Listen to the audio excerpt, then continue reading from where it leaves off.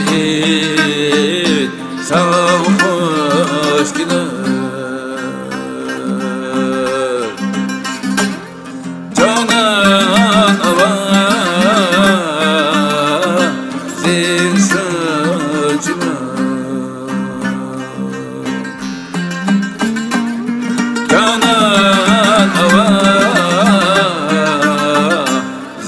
sözüme Canı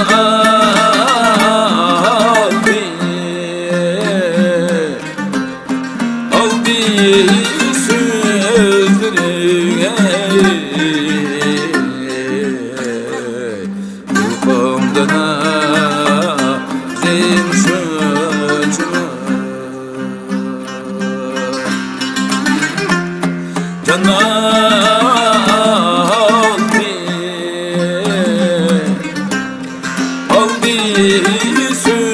sözlerine Kulkumdan azin sözüme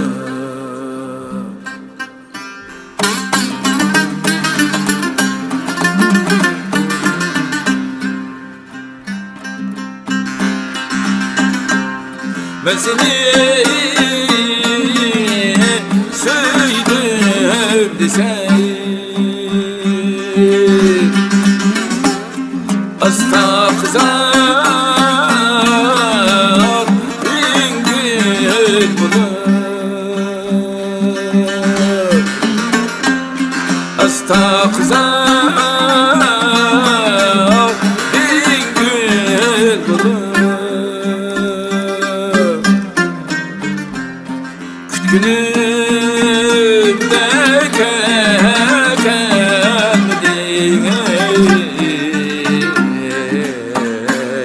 Takdir tarazan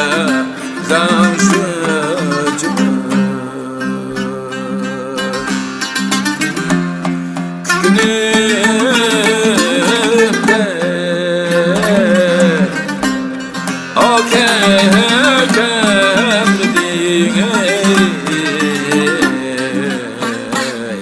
Takdir tarazan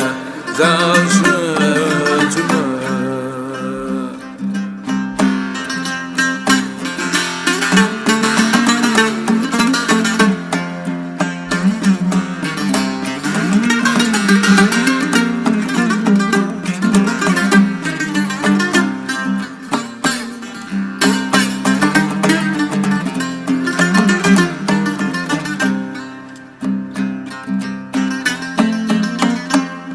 Sankara